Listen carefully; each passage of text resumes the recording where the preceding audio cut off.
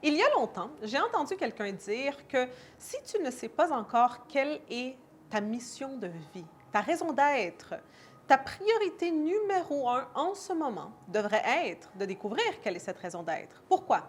Parce que tout le monde, chaque être humain sur cette planète Terre a une raison d'être.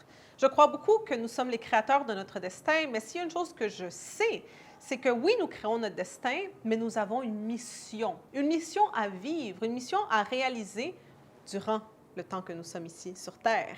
Alors, si tu n'as pas encore trouvé quelle est ta mission de vie, ta raison d'être, eh bien, reste à l'écoute. Dans cet épisode, je vais t'enseigner comment tu peux découvrir ça.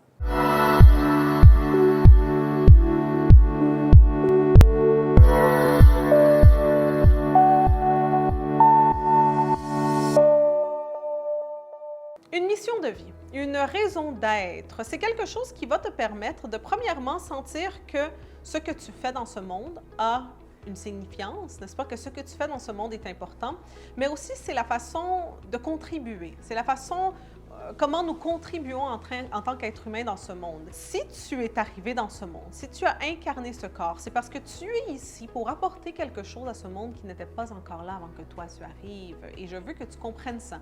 Je veux que tu crois ça, je veux que tu saches ça, que tu saches que tu es ici parce que tu as une mission à accomplir et tu dois découvrir quelle est cette mission. Maintenant, plusieurs fois dans la vie, bien, ça va arriver qu'on ait une mission puis qu'on puisse l'aligner avec notre carrière, avec le travail que l'on fait. J'ai dit plusieurs fois dans la vie, mais non, dans la vie, on peut faire ça, n'est-ce pas? Et plus que jamais auparavant. Dans les années 70, dans les années 60, 50, dans la Première Guerre mondiale ou la Deuxième Guerre mondiale, c'était quand même assez difficile de pouvoir aligner ta mission de vie avec ton travail parce qu'il y avait des carrières et des travails qui étaient très limités, n'est-ce pas? Les choses étaient régularisées. Il n'y avait pas encore cette ouverture quand ça venait à ce que tu voulais faire dans la vie. Mais de nos jours, et surtout avec cette belle chose que l'on appelle l'Internet, eh bien, plus que jamais auparavant, tu peux maintenant choisir de faire un travail, d'avoir une carrière ou peut-être même d'avoir une business qui va être alignée avec ta mission de vie. Et honnêtement, je te le recommande fortement. Parce qu'il n'y a rien de mieux que d'aligner ta mission de vie avec, justement, ton travail et ta carrière. Pourquoi? Parce que ça va faire qu'à tous les jours, tu vas te réveiller en sentant que tu ne vas pas au travail, en sentant que tu es juste en train d'accomplir ce que tu es venu accomplir dans ce monde. Et il n'y a rien de mieux que ça. Alors, sans ne plus tarder, commençons avec les 7 missions de vie. Parce que oui, il y a 7 catégories de missions de vie qui existent. Et tu te retrouves dans une d'entre elles. Avant les 7 missions de vie, il y a 3 choses que tout au long, quand je vais te nommer ces 7 missions de vie, je veux que tu te demandes. Okay? La première chose, c'est quels étaient les jeux que tu aimais jouer quand tu étais enfant? Ça nous dit beaucoup. Ça nous en dit beaucoup sur quelle est ta mission de vie parce que quand on est enfant, notre âme est encore pure. On ne s'est pas encore fait reconditionner le subconscient par la société, n'est-ce pas? Donc, tu as encore une âme pure, un mental pur qui sait pourquoi tu es venu et pourquoi tu es ici dans ce monde. Alors, quels étaient les jeux que tu aimais jouer quand tu étais enfant? La deuxième question, c'est quels ont été les premiers emplois que tu as eus? Les petits travails, n'est-ce pas? Les travails alimentaires que tu as eus depuis ton adolescence. Et quel a été le pattern entre ces différents travails-là? Et ensuite, la prochaine chose, c'est évidemment quels sont tes talents. Quels sont tes talents dans la vie? C'est quoi les choses qui te viennent avec facilité?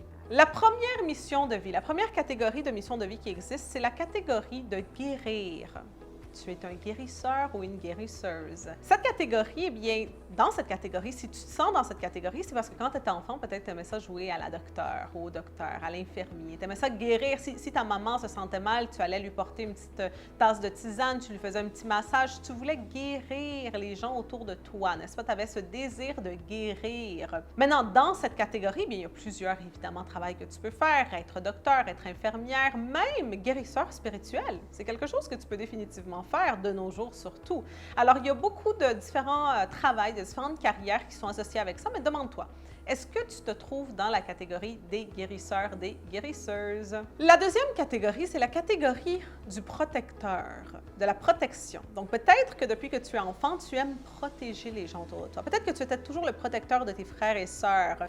Dans la cour, à l'école, à la récré, eh bien, tu étais celle ou celui qui protégeait les gens autour de toi, les gens plus faibles. Évidemment, dans cette catégorie, eh bien, on a beaucoup de différents emplois disponibles. On a par exemple policier, militaire, on a aussi pompier.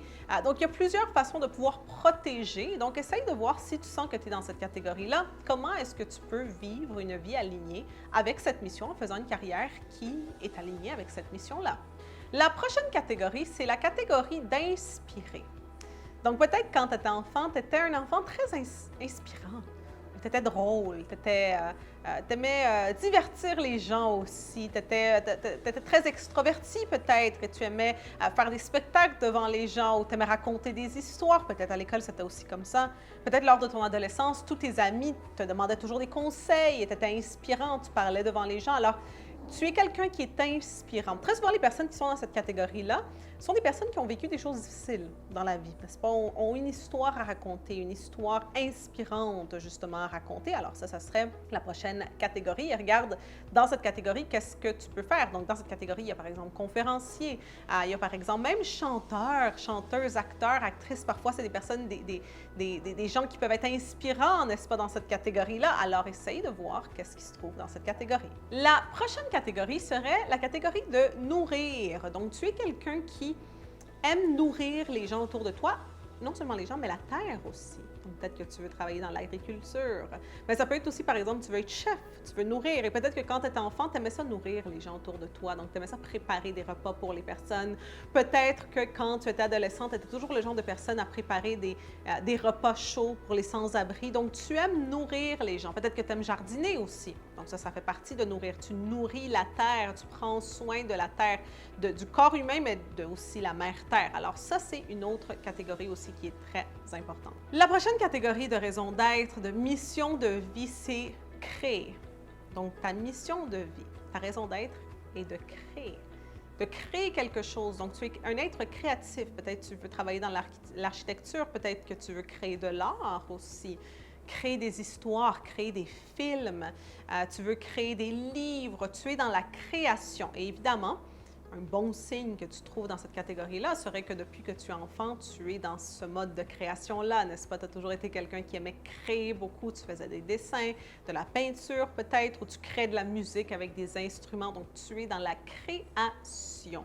Et si tu sens que tu es dans cette catégorie-là, comme je dis, il y a plusieurs choses comme architecte, directeur de film, il y a écrivain, donc tu es un créateur. La sixième catégorie de raison d'être, de mission de vie, c'est celle de servir. Un parfait exemple d'une carrière dans cette catégorie-là, c'est la politique. Donc, les gens qui travaillent dans la politique, c'est quelque chose où que tu sers, n'est-ce pas, le public. Tu es dans le service, tu donnes ta vie au service des autres. Alors, servir, c'est définitivement dans la politique, ça peut être aussi dans le milieu du service, n'est-ce pas? Peut-être que tu travailles depuis que tu es adolescente dans le service, donc tu es toujours en train de... tu faisais toujours des travails peut-être de service client, etc. Donc ça serait un bon exemple, une bonne indication, indice que tu serais dans le milieu du service. Alors, demande-toi, est-ce que c'est ta catégorie de raison d'être? J'interromps cet épisode pour quelques instants seulement parce que j'ai une annonce importante à te faire. Nous avons notre masterclass exclusive L'art d'être femme et la science pour tout avoir qui s'en vient très bientôt. Et c'est quelque chose que nous faisons vraiment pas souvent, d'accord? Donc, c'est une masterclass que je ne fais très rarement en direct, alors tu ne veux pas manquer ça. En plus, la bonne nouvelle, c'est que c'est complètement gratuit. La seule chose que tu as besoin de faire, c'est aller dans la description en bas de cette vidéo ou sur l'écran, le lien va apparaître et tu vas pouvoir t'inscrire à cette masterclass où tu vas apprendre comment est-ce que tu peux devenir un aimant à toutes les choses que tu désires dans la vie, à toutes les choses que tu veux avoir, et ce, en trouvant l'équilibre entre ton énergie féminine et masculine. Les gens en parlent beaucoup de nos jours, mais peu de gens enseignent comment tu peux arriver à faire ça. Alors, tu ne veux pas manquer ça, on va se voir dans cette masterclass en direct et gratuite, bien sûr. Et maintenant, je te laisse continuer avec l'épisode. Et enfin, la dernière catégorie, non la moindre, elles sont toutes importantes, elles sont toutes aussi significatives les unes que les autres. Eh bien, la dernière, c'est l'enseignement. Tu aimes enseigner. Tu sais que c'est ta raison d'être, tu veux enseigner.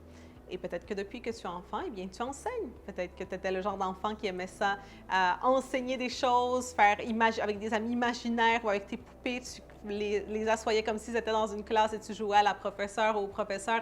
Ça, ce serait une très bonne indication que pour toi, l'enseignement, c'est important. Et avec l'enseignement de nos jours, ça peut être non seulement être enseignant dans des écoles, etc., mais ça peut être aussi enseigner quand ça vient être coach, n'est-ce pas? Par exemple, une carrière que moi j'ai, ça peut être enseigner de la musique, ça peut être enseigner quoi que ce soit, mais tu es dans l'enseignement, c'est ça qui te fait, qui fait vibrer ton âme. L'important, c'est de comprendre et de faire quelque chose qu'à tous les jours, tu vas te réveiller et te dire « Wow, je suis aligné avec ma raison de vie, avec ma raison d'être, avec ma mission. » Voilà les 7 missions de vie qui existent. N'importe quel travail que tu veux faire, carrière, eh bien, tu peux la mettre dans une de ces catégories-là. Il faut aussi faire attention. Il y a plusieurs personnes qui vont dire, exemple, Lady Gaga. Est-ce que sa mission de vie, c'est de chanter? Non, sa mission de vie, c'est d'inspirer. À travers le chant, elle inspire. Donc, peu importe ce qu'elle aurait fait peut-être dans la vie, elle aurait terminé par inspirer. Si elle ne serait pas devenue chanteuse, elle aurait peut-être fait quelque chose d'autre qui aurait fini par être l'inspiration aux gens, n'est-ce pas? Elle inspire les gens à être plus eux-mêmes, à s'accepter comme ils sont. Donc, c'est important de comprendre ça, de comprendre que tu peux aligner aussi beaucoup de choses que tu fais avec ta catégorie de raison d'être, mais t'assurer de le faire.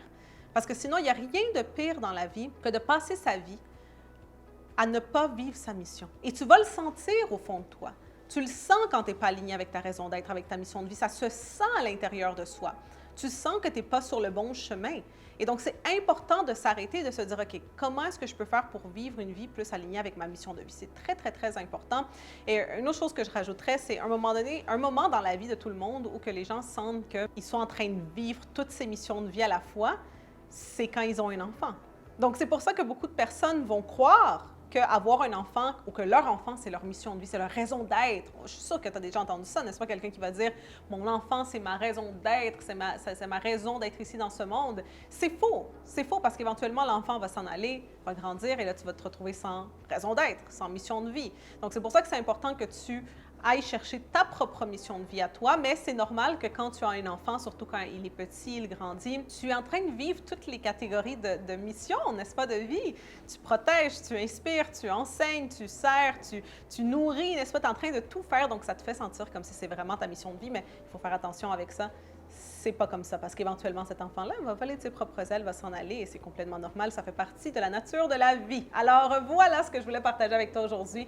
J'espère que tu as apprécié cet épisode. Dans la section de commentaires, laisse-moi savoir quelle est ta mission de vie. Je veux savoir dans la section de commentaires, on va voir quelles sont toutes les missions de vie que l'on a ici. Si tu as aimé l'épisode, n'oublie surtout pas d'aimer, de partager avec tous tes amis et bien sûr de t'abonner pour de nouveaux épisodes à toutes les semaines ici sur Alexandra TV. Alors c'est tout pour aujourd'hui et on va se voir très bientôt.